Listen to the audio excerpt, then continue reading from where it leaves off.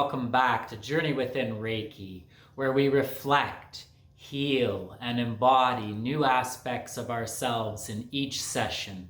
My name is Mark, and today we're going to be breaking free from our protective patterns.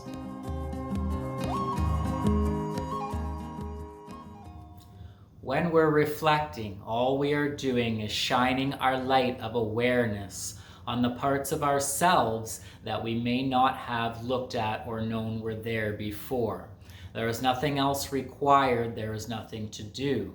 In our last video, we reflected on the wounds of the inner child and how the inner child put pieces of themselves away in order to protect their belonging to the group.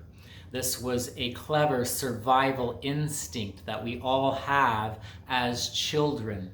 But when we put these protective walls in place and forget to remove them later when we can meet our own survival needs, they remain as limitations to our free expression as adults, and this takes on particular characteristics.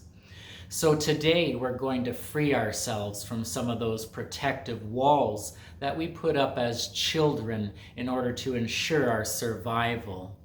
For instance, I may notice that one of my characteristics is being quiet, particularly in groups when people are voicing their opinions or becoming loud. I notice this, and I may be able to trace this back to a moment in time when I was small and I voiced up and said something in a group, and maybe everybody laughed at me or reacted in a negative way, and I felt hurt or suddenly scared that I might no longer belong and be able to have my needs met. This moment is when I put that expression away, put up that protective wall to ensure that I didn't create that scary situation or that threat of not belonging again. There's no problem with that. But this protective wall later in life has me shutting down and becoming quiet when there are things that I need to express, things that I wish to say. It might have me avoiding conflict instead of speaking up for myself. So noticing this wound that was there from my childhood and how it impacted how I behave today, I can take a look at this protective wall and consider how it does restrict my freedom in my adult life. Notice those moments when I do shrink down or become quiet. What does that feel like? What would it feel like if I didn't have that fear? Would I be free? Would I express myself more fully or differently? When we reflect on this, we can see the way that these old patterns of protection that our beautiful young selves put in place for us are no longer required, and in fact they become walls that create a bit of an expressive prison around us as an adult. So when we reflect, we're going back again to those behaviors, noticing how they restrict our freedom of expression in our adult life, and then tracing them back to any potential situations or experiences that you might have had when that particular wall was put in place. Make sure you're kind here. When we go back and we're speaking with ourselves, it is in a loving and compassionate way. The child that was you did exactly what they were supposed to do to protect you. Now we can go back with some compassion and understanding and get ready to heal and let those walls go.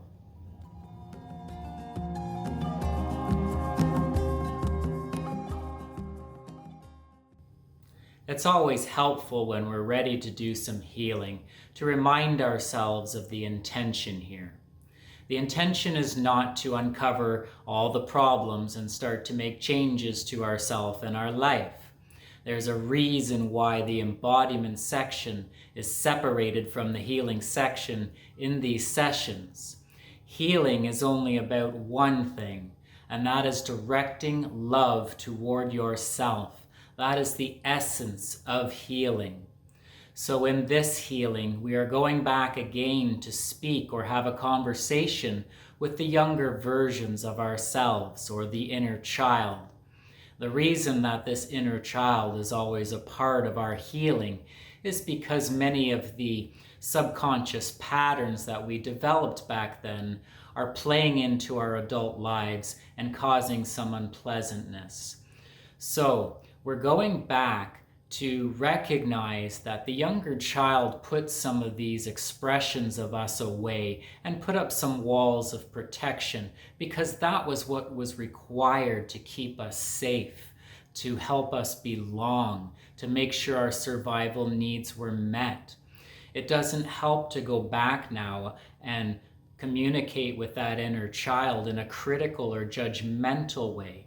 They were protecting us. These are walls of protection that we are trying to break down now. We can love our inner child for having to do what they had to do to get through that time and for getting us to where we are now. In addition, we can also acknowledge that we have some unpleasant characteristics and behaviors in our present life experience or within our identities that cause us some problems, cause us some pain, and that we need to start taking some of these walls down now so that we can be free again. So the healing here is an understanding that you're coming to between you and the younger version of yourselves. It is an acceptance of what is. It is cooperation that you are building together through this understanding, through showing both versions of yourself love and moving forward as one together. If you can come to this acceptance and understanding and let go of all the differences between your experience and your inner child's experience, coming together is what does the healing. So go back and meet yourself. Be kind, be compassionate, and be understanding of the situation that each version was in. You are there for you. Be loving for you, and you will be healing you.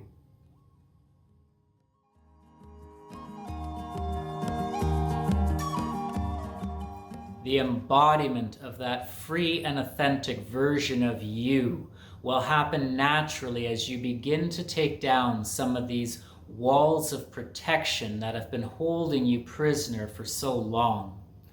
What we're looking for here are those recurring moments in time, those situations or circumstances when you feel restricted, when you feel yourself shrinking down or being quiet, putting a part of yourself away because it threatens your connection, your relationship, or your status within the group. When you find these moments within your life, think about what it would mean to do something different. This is when we exercise the free will of choice and the embodiment begins.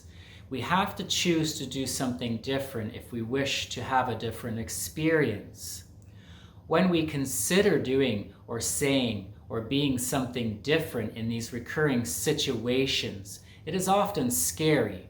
Often our mind will come in and tell us all of the dangerous things that could happen, how we might risk separation, how this might anger somebody or cause an unpleasant reaction amongst the group.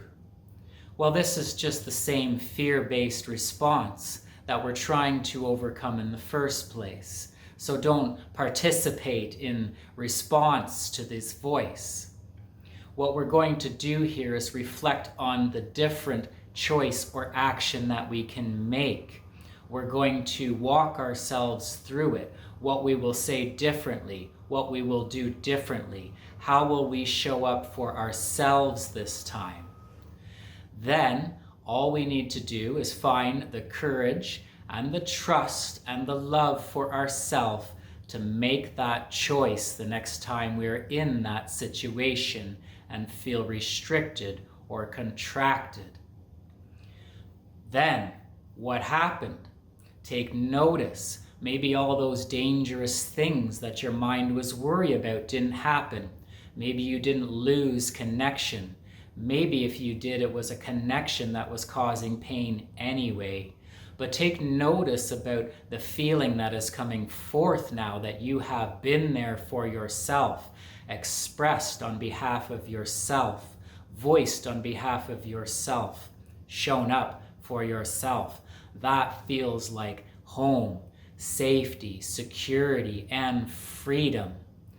Take notice of this feeling of this part of yourself coming back. It feels like home because you're remembering a part of yourself that was always there, but that you might have tucked away and forgotten about. Bringing these aspects of self back by taking down some of these walls, by choosing to do something different, is how we embody the new expressive, joyful versions of ourselves. So, look back to these situations. Make a different choice this time. Remember to trust yourself and your intuition. Something brought you here, so follow that now. Once you make that different choice, take notice of that feeling of freedom. Let that be your reason for coming back. Let that be your reason for showing up for yourself. Showing up for yourself is half the battle of embodiment. So good luck with changing your choices, changing your situation, and embodying that new and beautiful version of you.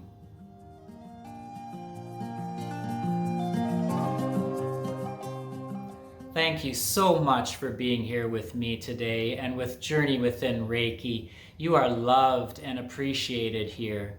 There's plenty of free opportunity available in the description if you wish to continue your healing journey.